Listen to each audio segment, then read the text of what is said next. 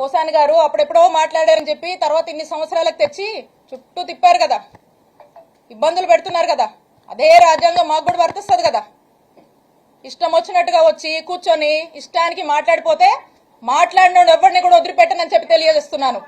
కాబట్టి ఇప్పటికైనా మీరు చాలా ఎక్కువ చేశారు. ఇప్పటికైనా ఒళ్ళు దగ్గర పెట్టుకొని మీ పద్ధతిగా మీరుంటే మేము కూడా పద్ధతిగా ఉంటాము, మేము కూడా గౌరవిస్తాము.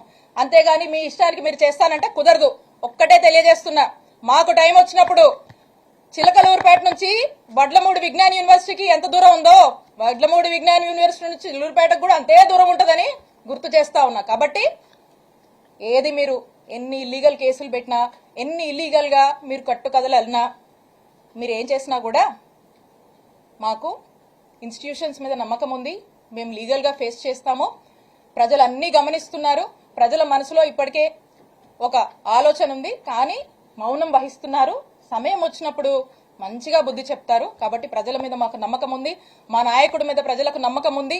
టైం వచ్చినప్పుడు ఖచ్చితంగా ప్రజలు మీలాంటి వాళ్లకు, మీలాంటి ఇల్లీగల్ పనులు చేస్తున్నటువంటి ప్రతి ఒక్కరు కూడా బుద్ధి చెప్తారని తెలియజేసుకుంటూ, మరి మీ అందరికి కూడా తెలియజేస్తున్నాను, ప్రతి ఒక్కరు కూడా వీళ్ళ వెనకాల ఉన్న వాళ్ళకి, ఇంకా వీళ్ళ వెనకాల ఉన్న వాళ్ళందరూ కూడా ప్రజలకు సరైన సమయంలో బుద్ధి చెప్తారని తెలియజేసుకుంటూ థ్యాంక్ యూ.